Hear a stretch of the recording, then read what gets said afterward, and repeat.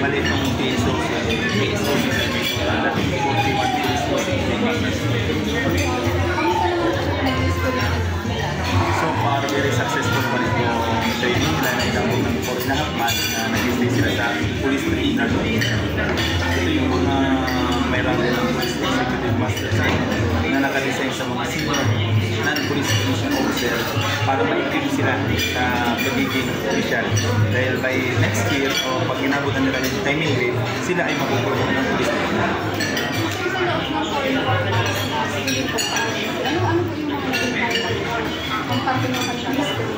Bali itong training na sa loob nila na part na program of instruction na PSOCC, bali meron silang 80% academic subject at 20% non-academic. Bali more on management and leadership training.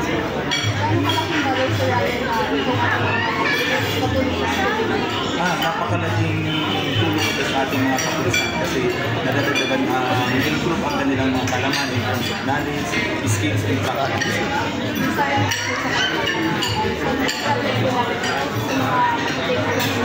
Okay, good luck sa itong PSO sa maalam. Ayaw kasi nila magbalik sa kanilang unit, ay babalik na sila sa respective unit na ay magamit nila yung lahat ng natutunan nila in training.